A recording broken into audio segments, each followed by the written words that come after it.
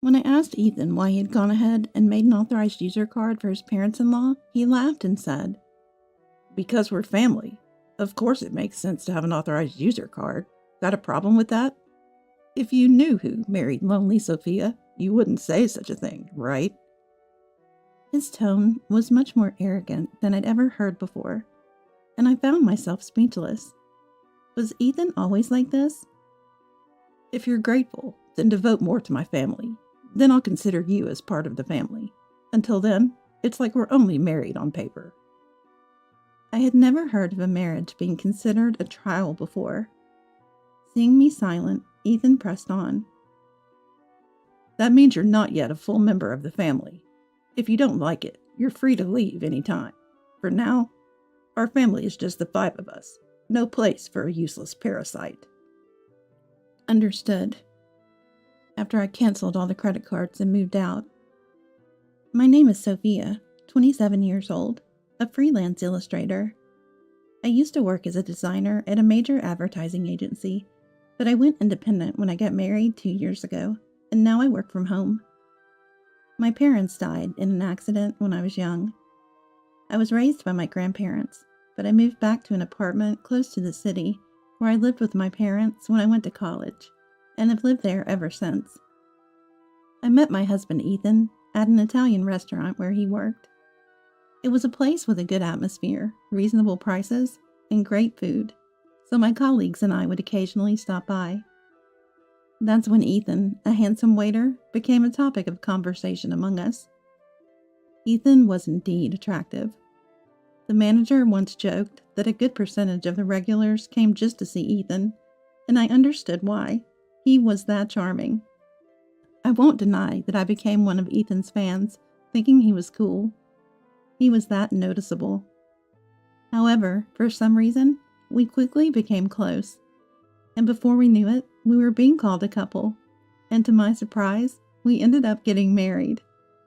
I don't remember much about that time. It was like I got drunk, and when I sobered up, the man I now call my husband was beside me. It felt something like that. But even so, I loved Ethan at the time and was happy. When we got married, I quit my job at the company where I had been working as a designer and started working independently. I continued doing the same kind of work, but now on a freelance basis. Ethan worked at the Italian restaurant. His hours varied, sometimes late into the night.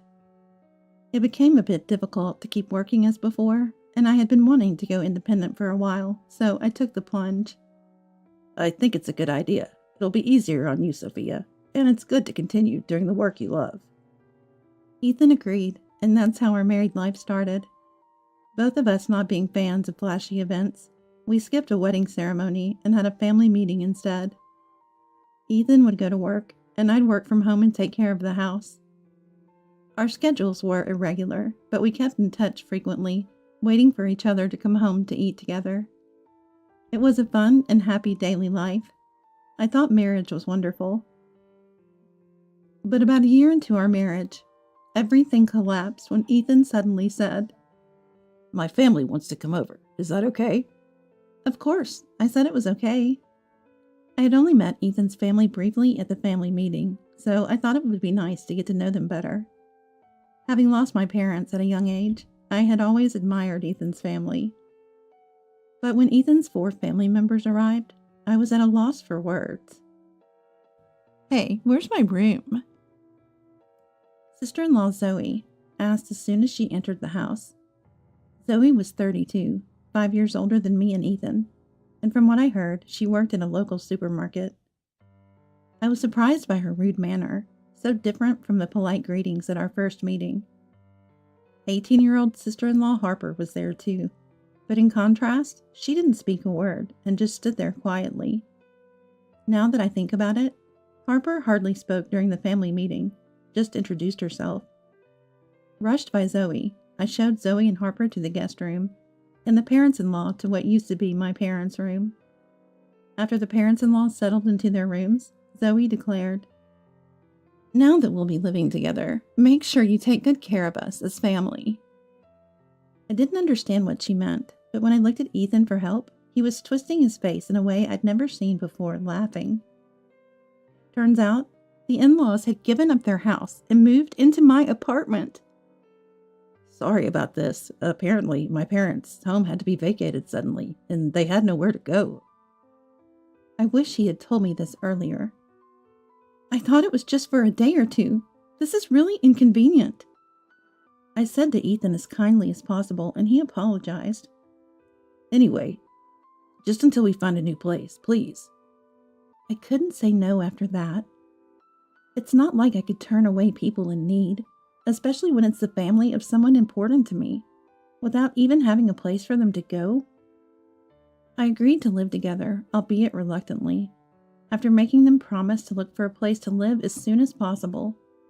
But I would come to regret that decision. Ethan's family showed no restraint. All 4 of them did nothing from the day they moved in, leaving everything to me. There was no sign of them looking for a new place, nor any indication of them working. I asked about their jobs and was surprised again. Oh, I quit that supermarket job. Zoe had said she was working, but it turns out it was only part-time. I had assumed she was a full-time employee because of her age, but she hadn't worked properly since graduating from school. The parents-in-law were also part-timers and had quit their jobs when they moved here. Of course, Harper was unemployed. She had said she was a student preparing for exams, but that was a lie. Why work when we're now part of a wealthy family? It doesn't make sense to commute from here to my old job. And why work when you're rich? Wealthy family? Who could that be? When I asked, I got another surprising answer. It's you, Sophia. You got a lot from your parents' insurance, right? And you don't have a mortgage on this apartment. You can live off that. Zoe said this with a laugh. When I protested to Ethan upon his return, he raised his voice in displeasure more than I'd ever seen. Everyone's tired from having to suddenly leave their home. Let them rest for a while. Or do you want to coldly kick out my family? Stunned, I froze, and then Ethan softened his tone. Sorry for yelling. I'm just as troubled, and I'm tired from work today. Understand? Just bear with it a little longer. Ethan was skilled at handling women. Looking back, he had always managed to control women by alternating between harshness and kindness. But at that time, I didn't understand, and reluctantly agreed to endure it a little longer. And the tyranny of the family in-laws only got worse. They treated me like a housekeeper when at home, and demanded money when they wanted to go out. How can we look for jobs without even $1? It's okay, but if we don't find jobs, we'll just have to live here forever. I reluctantly gave them a little money, but they would return having spent it all, likely never having looked for jobs.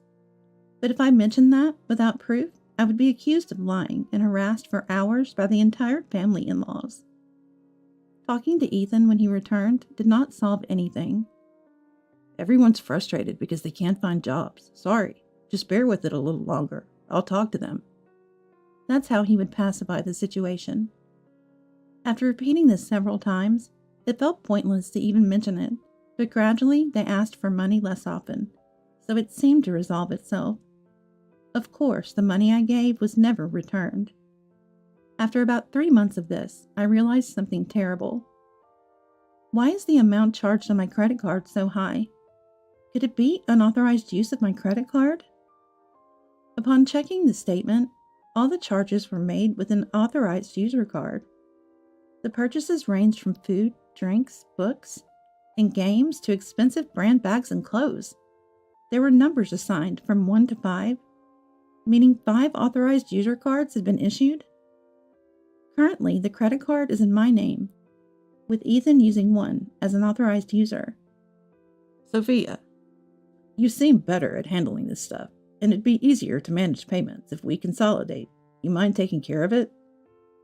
I agreed to manage it, but it seems that additional authorized user cards were issued without my knowledge. The reason the family-in-laws stopped asking for money was because they could now use the credit card for payments and cash advances. Upon learning this, I was understandably upset. When I asked why he had issued authorized user cards to the family-in-laws without asking, Ethan laughed and said, If I say we're out of money, you complain. So what choice do I have? Besides, you know who married you, right? Can you really say such things to the important family of your benefactor? I was shocked by his unprecedented arrogance. Was Ethan always like this? If you're grateful, then devote more to my family. Then I'll consider you as part of the family. Until then, it's like we're only married on paper. I had never heard of a marriage being considered a trial before. Seeing me silent, Ethan pressed on. That means you're not yet a full member of the family. If you don't like it, you're free to leave any time. For now, our family is just the 5 of us. No place for a useless parasite. That was the moment I truly saw Ethan's true colors. I felt as if all the blood had drained from my body. I considered divorcing Ethan. Or rather, I began to wonder why I had married Ethan in the first place. At first, I just thought he was handsome. Like the other girls, I was just excited about his looks, without any particular intentions. Then one day, when I stepped away to the bathroom, Ethan approached me. Sophia, you seem a bit different from others, don't you? I don't know, mystical. Sorry, it's odd to say this to a customer. Gradually, I started to pay more attention to Ethan. Maybe that was all part of his strategy to make me like him. Looking back, it feels likely. Indeed, when Ethan was chatting with us at our table, a colleague jokingly said I was a rich girl living alone in a large apartment downtown. It was right after that Ethan started approaching me. Probably he was eyeing my wealth and this apartment. Ethan was never really my type. To put it nicely, he's trendy. To put it not so nicely, he seems a bit like a playboy. I preferred someone mature with whom I could have a deep, quiet conversation, yet somehow I found myself liking Ethan. It was always a mystery to me. Ethan is what you'd call handsome. He must have been confident in his ability to charm a woman, especially one like me, not used to men and just starting my career. I fell for his strategy and ended up marrying him. Thinking about it made me want to smash everything in the house out of frustration and shame. But I wasn't foolish enough to actually do it. I decided to get revenge, or rather, payback. For that, I'd have to endure this life a little longer. Just as Ethan manipulated me, I'd manipulate the entire family in-laws. The apartment I live in was bought by my dad shortly after I was born with a mortgage. It wasn't very expensive at the time, but after a large shopping mall was built nearby, the area developed rapidly, and now it's considered a luxury apartment. My parents, who wanted many children, bought a spacious room so the family could grow. Therefore, even if the family in-laws moved out, I could manage to live on. But despite the apartment's decent size, having the family in-laws around was a nuisance, especially since I work from home. Still, I endured it all for the sake of revenge. As Zoe said, there's no mortgage payment for this apartment. My parents passed away. A car accident when I was 3. They collided with a speeding car on the highway. That day, I was supposed to go with them, but I fell ill with the flu, running a high fever. So my grandparents came over to take care of me at the apartment. And then I was left alone. The insurance company took care of the mortgage payments, so the only house expenses I have are the maintenance fees and property taxes. Ethan suggested he contribute just a bit more than those amounts to the household. There's no mortgage, so if I put in that much, we should be okay with your income, right? We can each use our earnings for personal expenses. Is that okay? When Ethan said that, I agreed, thinking it might be reasonable. Before, I managed all the payments by myself, so his contribution seemed to ease the burden somewhat. Looking back, I was foolish, blinded by love for Ethan, complying with everything he said. Ethan probably sees himself as the head of the household, believing he's supporting me. That's why he can call me a parasite without batting an eye. But the reality is different. I pay for most of the utilities, groceries, social expenses, entertainment, and now there are 5 more true parasites added to the list. The amount he contributes is nowhere near enough. I wanted to get rid of the parasites at the earliest, but pretended not to notice. Despite the family-in-laws shopping recklessly, I clenched my teeth and endured, reminding myself that I would have the last laugh through these tough times. Finally, the day to take action arrived, 3 months after deciding to divorce. I'm tired. You need to choose between me and the family-in-laws. That day, I presented Ethan with this ultimatum. Ethan was shocked, but I continued without care. The family-in-laws don't do any housework and just dump tasks on me. As you know, Ethan, I'm working even when I'm at home. I'm not just playing around. Yet I'm treated as unemployed, told to appreciate that you are supporting me. I've reached my limit. Tears flowed as I appealed to Ethan. Ethan looked at me with a sleazy grin and said, "Then you should leave. I told you before, you aren't really part of the family. You never became part of the family." Pretending to be surprised, I looked at Ethan. "Are you shocked? If you say you can't live with my family, then you have to leave. Oh, and just so you know, I'll take this apartment as compensation in the divorce, and half of your savings as part of the property settlement." Ah, so that was his aim all along. That's why the family-in-laws continued their harassment, trying to drive me out. Though I suspected it, hearing it explicitly still shocked me. After all, he was someone I once loved and married. But this helped me make up my mind. Understood. I decided to divorce Ethan. But this apartment is mine, and I'm not at fault here. What did you say? The cause of the divorce is you allowing the family-in-laws to live here without discussing it with me and their harassment towards me. I stated clearly to Ethan. He seemed surprised, not expecting me to outright reject his demands. That makes sense, as I've always complied with Ethan's requests since our marriage. Even thinking back irritates me, and my own past compliance. I don't want to spend another second with you all, so I'll be leaving now. But you should also prepare to leave. It's no joke. This is our home. We're not leaving. Ever heard of tenant rights? You can't just force someone out who's living here. As Ethan made a fuss, I left the house and went to my grandparents. I explained the situation and asked if I could stay until things were settled. My grandparents were shocked to hear what I had been through, and scolded me with tears in their eyes for not consulting them sooner. Grandpa, Grandma, I'm sorry for worrying you, but it's okay now. You know, even though I might seem gentle, I'm not really like that. I forced a smile through my tears. The day after I left the apartment, Ethan contacted me promptly. Hey, what was that about? What do you mean? The documents from the lawyer. I was impressed by how quickly the lawyer had acted. I had arranged for the divorce proceedings through a lawyer who, knowing I was leaving the house yesterday, had arranged for the documents to be delivered today. I'm not going to pay any alimony, and I'm definitely not leaving the apartment. Legally, Ethan, you have an obligation to pay, and you have no right to continue living in that apartment. What are you talking about? The apartment is mine too, since we're married.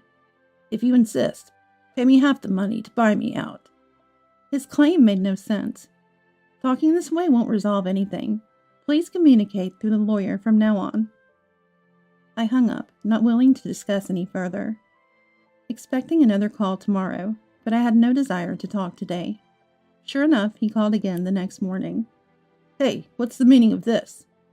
The same line as yesterday. What do you mean? My credit card's been canceled. What did you do? I canceled it. That credit card was mine, and you were just an authorized user, remember? Yes, I had switched all contracts to another credit card and canceled the old one before leaving. Once I cancel it, of course the authorized user card would stop working. I was making payments too. Yes, for the apartment's maintenance fees and property taxes, and only for the first 2 months. It's not much, but I can deduct that from the alimony if you like. His indignant shout came through the phone. Indeed, Ethan had only made payments for the first 2 months. He had made various excuses and stopped paying, forgetting he had made those payments, showcasing his poor memory. But that no longer mattered to me. People I'm cutting ties with? no matter their memory capacity, no longer concern me. So you'll need to pay half of all the living expenses I've covered. I've kept a detailed household ledger, which I'll submit as evidence. Then divide the savings fairly, too. It's marital property. Sure, I understand. We'll divide it fairly. After saying that and receiving a parting shot, the call ended. Hey, what's the meaning of this? A few days later, he called again with the same line. His lack of vocabulary was evident as his memory issues. What do you mean?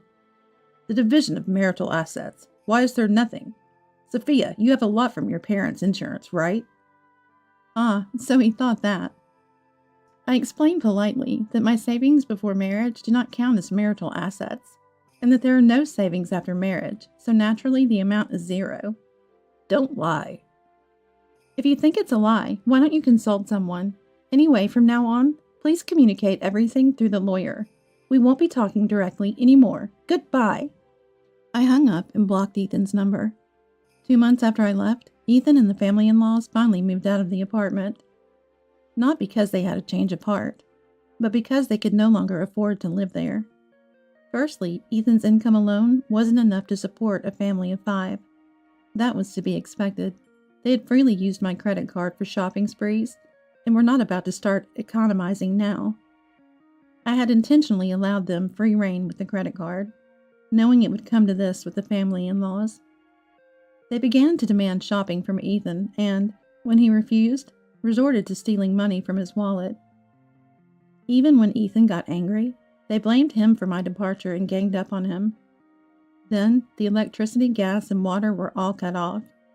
Of course, I had arranged for their termination, citing no immediate plans to return. Ethan tried to have the services restored over the phone, but the property was in my name, and they wouldn't listen to someone unrelated to the owner. The family-in-laws couldn't stand the intense heat and left the apartment. I don't know where they went, nor do I care to know. Ethan tried to stay until the end, but eventually gave up due to the lack of electricity and inability to shower. The divorce negotiations proceeded quicker than expected. Not because Ethan had a change of heart and agreed to the terms, but because he made a significant mistake.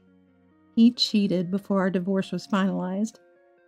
Or perhaps he felt confident enough to start such behavior early on. He boasted about owning a luxury apartment in a prime city location to lure young women. Despite the family-in-law's presence, he had been engaging in such actions even while they lived with him, and they seemed indifferent to it. Given his good looks, I had suspected such activities. Before leaving, I had installed cameras in several places around the house which captured all the evidence needed. Ethan underestimated me, to say the least.